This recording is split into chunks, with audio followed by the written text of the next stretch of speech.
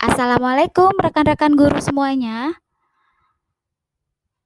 Salam sejahtera untuk kita semua. Om Swastiastu, Namo Buddhaya, salam kebajikan untuk kita semua. Apa kabar rekan-rekan guru yang hebat? Semoga kita diberikan kesehatan serta kelancaran dalam beraktivitas untuk mencerdaskan anak bangsa meski dalam kondisi pandemi.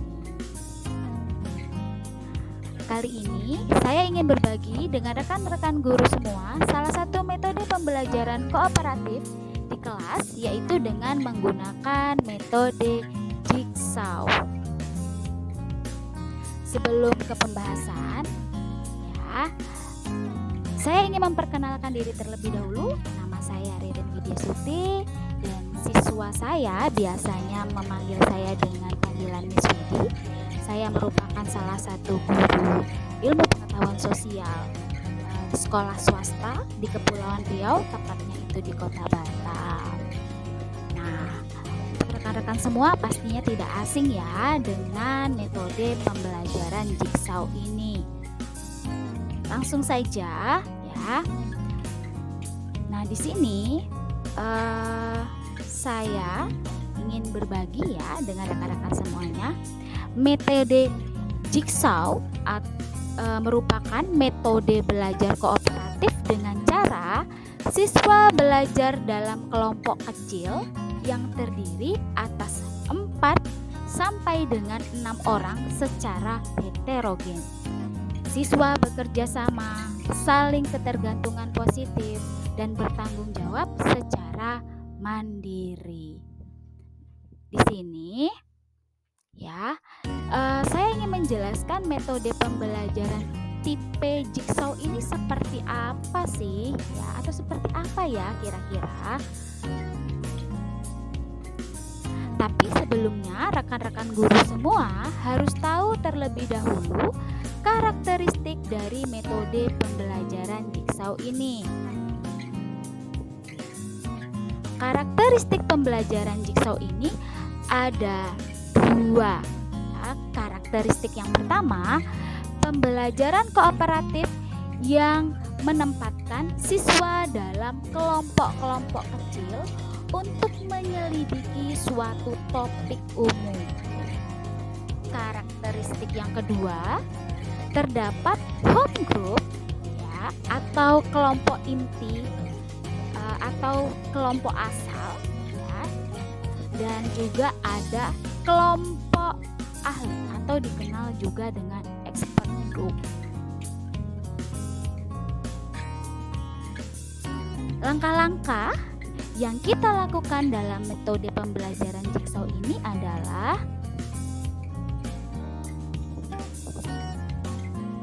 yang pertama, membentuk kelompok inti atau asal home group ya. Kelompok ini dibagi secara heterogen oleh guru. Desain kelompok ini disesuaikan dengan tujuan pembelajaran yang akan dicapai. Nah, gambarannya kira-kira seperti ini ya, rekan-rekan. Membentuk kelompok inti asal ya, di mana masing-masing kelompok inti ya, atau kelompok asal ini siswanya itu kita berikan nomornya. Bisa terlihat di gambar ya.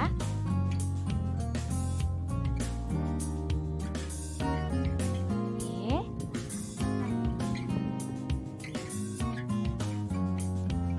Langkah yang kedua ya, pembagian tugas kelompok ahli atau expert group. Setelah dibentuk kelompok inti atau asal tadi, kemudian setiap anggota kelompok asal diberikan tugas untuk menjadi anggota ahli untuk permasalahan yang diberikan.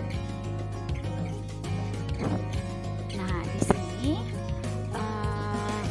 setelah setiap anggota kelompok mendapatkan permasalahan, maka langkah selanjutnya anggota setiap kelompok yang bernomor sama ya, berkumpul menjadi satu untuk bekerja sama menyelesaikan permasalahan yang sama. Kelompok gabungan ini disebut dengan kelompok ahli dengan aturan ya.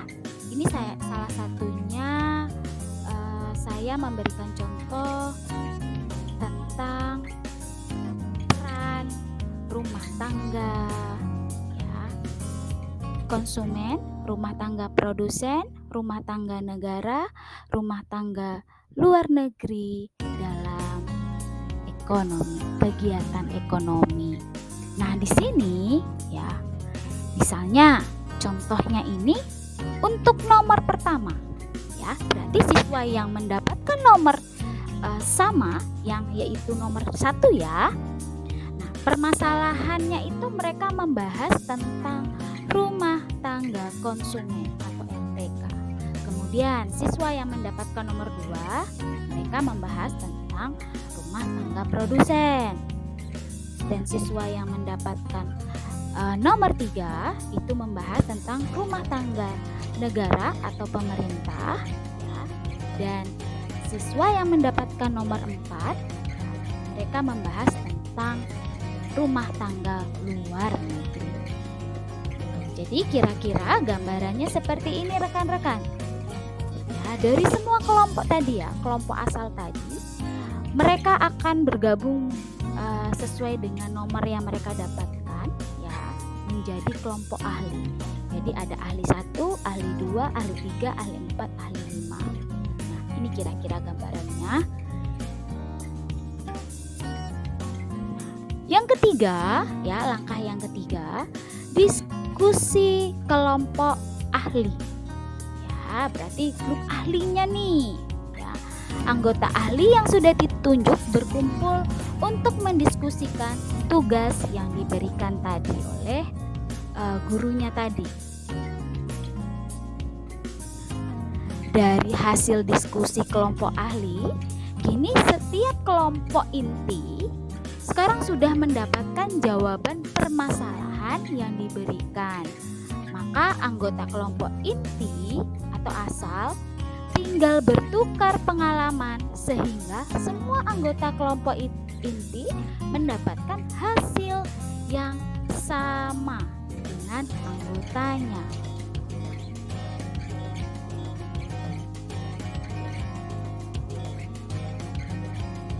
Yang keempat, sharing dengan kelompok asal. Ya. Setelah terjadi diskusi di kelompok ahli tadi, setiap anggota ahli kembali lagi di kelompok asalnya untuk sharing atau bertukar atau bertukar pengalaman hasil diskusi di kelompok ahli mereka. Ya, ini dia gambarannya. Mereka kembali lagi. Setelah mereka kembali lagi, barulah kita masuk di tahap yang keempat nih.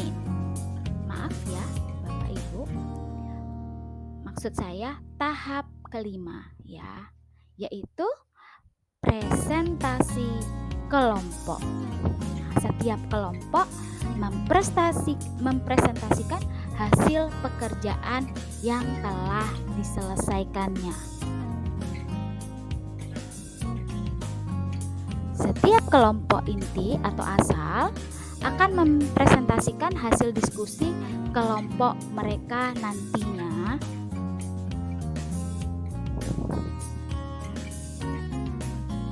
Nah, di sini langkah yang terakhir barulah penutup, yaitu guru memberikan tugas individu ya, berupa kuis untuk mengukur hasil belajar siswa tadi.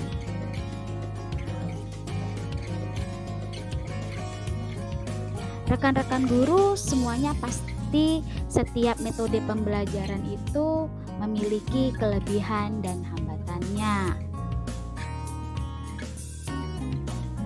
Ya, untuk metode jigsaw ini kira-kira apa ya kelebihan dan hambatannya?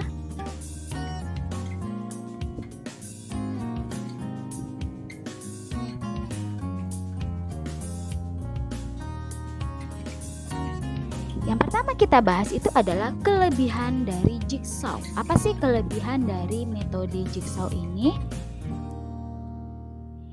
Oke, yang pertama, memungkinkan untuk dapat mempermudah pekerjaan guru dalam mengajar karena adanya diskusi kelompok ahli yang bertugas menjelaskan materi kepada rekan-rekannya. Yang kedua, pemerataan penguasaan materi dapat dicapai dalam waktu yang lebih singkat. Yang ketiga, dapat melatih siswa untuk lebih aktif dalam berbicara dan berpendapat. Jadi kira-kira kelebihannya itu ada 3 ya rekan-rekan. Nah, terus bagaimana ya kira-kira hambatan dari metode pembelajaran jigsaw ini? Yang pertama, ya, terjadi perbedaan persepsi dalam memahami konsep yang akan didiskusikan bersama siswa lain. Yang kedua, apabila peserta didik tidak memiliki rasa percaya diri dalam berdiskusi dan menyampaikan materi pada temannya. Yang ketiga, membutuhkan waktu yang cukup atau kelincahan guru dan persiapan yang matang sebelum model ini bisa berjalan dengan baik. Jadi kita sebagai guru harus mempersiapkannya lebih matang dulu ya rekan-rekan semuanya.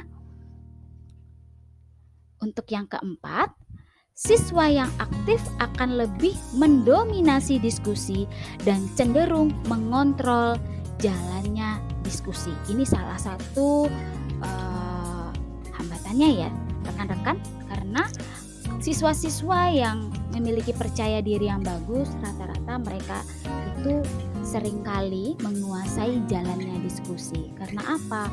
Karena mereka yang lebih vokal di situ. Yang kelima atau yang terakhir, pembagian kelompok yang tidak heterogen dimungkinkan kelompok yang anggotanya lemah semuanya.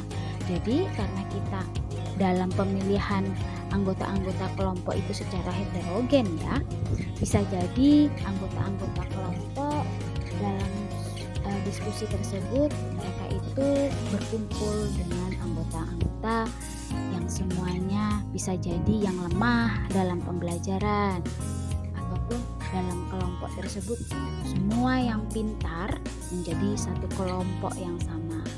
Tapi kalau dalam hal ini pastinya kalau untuk yang pintar tidak ada masalah ya rekan-rekan. Tapi bagi anak-anak kita yang sedikit lambat ya, itu akan menjadi kendala nantinya. Cukup sekian yang dapat saya sharing kepada rekan-rekan guru semuanya.